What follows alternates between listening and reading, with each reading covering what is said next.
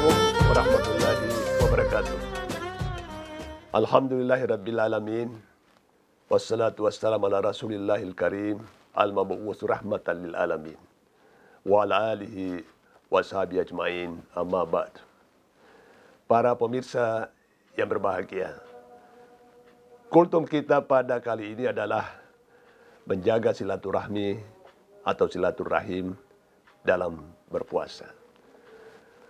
Pemirsa yang terhormat, semua ibadah dalam Islam itu dimaksudkan untuk mewujudkan akhlakul karimah atau akhlak mulia. Salah satu akhlak yang dianjurkan dalam Islam ialah menjaga silaturahim dengan sesama manusia. Silaturahim dengan sesama umat Islam, silaturahim dengan sesama bangsa Indonesia, dan silaturahim dengan semua manusia yang ada di muka bumi. Itulah ajaran luhur dalam Islam. Untuk mencapai hal tersebut, maka puasa diwajibkan kepada umat Islam. Karena puasa diharapkan mampu menciptakan akhlak seperti itu. Mengapa puasa diharapkan untuk menciptakan akhlakul karimah dalam arti mewujudkan silaturahim? Karena puasa itu mewajibkan umat Islam untuk dapat menahan diri. As-saumu junnatun, puasa itu adalah perisai. Artinya memberi perlindungan kepada setiap orang yang berpuasa untuk tidak melakukan hal-hal yang tidak benar. Salah satu hal yang tidak benar ialah mengganggu kenyamanan dalam pergaulan. Untuk itulah maka puasa diharapkan mampu mendidik seseorang untuk mampu mengendalikan dirinya, baik ucapannya maupun tingkah lakunya terhadap tetangga, terhadap masyarakat, terhadap semua orang yang ditemuinya. Pemirsa yang berbahagia, dalam hidup ini umat Islam sering berhadapan dengan sesama muslim, tetapi tidak jarang juga berhadapan dengan sesama bangsa yang bukan muslim. Bahkan sesama umat manusia dari bangsa-bangsa lain. Yang biasa kita katakan ada ukhuwah Islamiyah, ada ukhuwah wataniyah, ada ukhuwah basyariyah. Dalam hal tersebut, puasa memegang peranan penting untuk dapat menjalin hubungan yang baik dengan sesama manusia. Biasa kita mendengar ungkapan yang mengatakan, hargailah orang-orang yang berpuasa. Sebenarnya, ungkapan tersebut mungkin lebih sempurna kalau kita mengatakan bahwa orang-orang yang berpuasa seharusnya mampu menghargai semua orang yang di sekelilingnya. Mengapa seperti itu?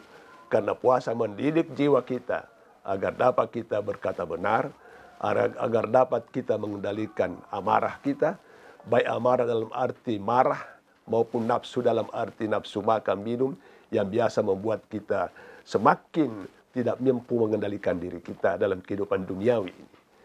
Pemirsa yang berbahagia, dalam salah satu hadis Rasulullah sallallahu alaihi wasallam bersabda, "Man sama Ramadana imanan wa ihtisaban, ghufira lahu ma taqaddama min dzambihi wa ma ta'akhkhar." Siapa yang berpuasa dalam bulan Ramadan dengan betul-betul ikhlas hanya karena Allah Subhanahu wa taala, maka dia akan memperoleh ampunan dari Allah Subhanahu wa taala atas segala dosa-dosa yang telah lalu dan juga dosa-dosa yang akan datang. Yang dimaksud dosa-dosa yang akan datang bukan berarti bahwa seorang yang berpuasa itu setelah melakukan puasanya, dia akan otomatis diampuni segala dosanya sesudah berpuasa. Bukan seperti itu. Tetapi yang dimaksudkan adalah bahwa orang yang berpuasa itu, apabila dia berpuasa benar-benar berpuasa, maka dia akan mampu memiliki pengendalian diri untuk tidak melakukan dosa-dosa terhadap sesama manusia, terhadap sesama makhluk, apalagi dosa terhadap Allah Subhanahu wa taala.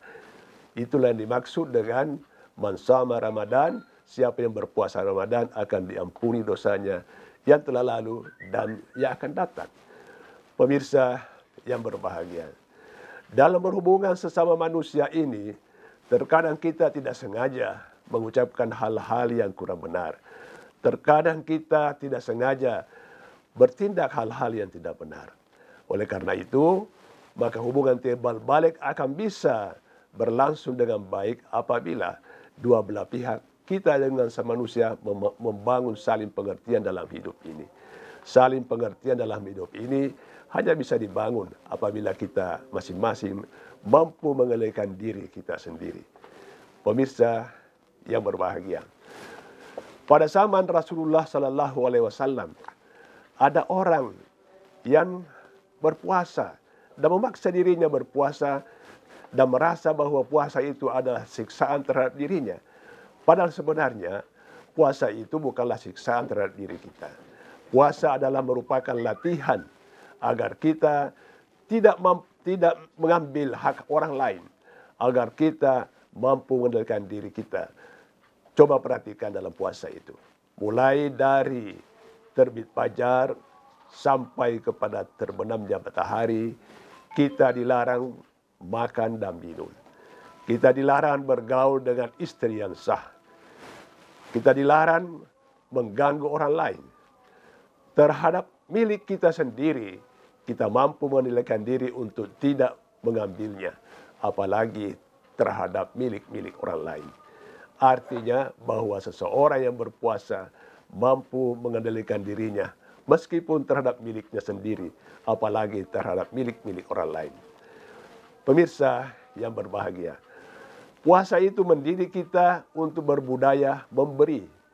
Memberi artinya kita selalu memberi ucapan yang baik, kita selalu memberi perilaku yang baik. Bahkan dalam ibadah Ramadan itu ada namanya memberi buka puasa. Mengapa hal itu dilakukan sebagai latihan? Karena manusia ini dengan budaya memberi itu akan melahirkan budaya bekerja sama, budaya gotong royong, budaya untuk dapat membangun kebersamaan dalam kehidupan sehari-hari. Dengan budaya memberi ini, maka kita bisa terhindar dari budaya mengambil hak orang lain.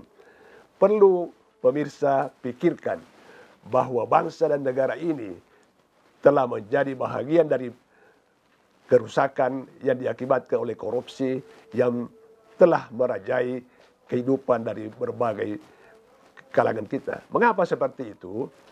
Karena orang sekarang telah melupakan budaya memberi dan lebih banyak menumbuhkan dalam dirinya budaya mengambil hak orang lain. Puasa dengan cara yang benar mampu kita menghindari semua itu. Terima kasih. Wassalamualaikum warahmatullahi wabarakatuh.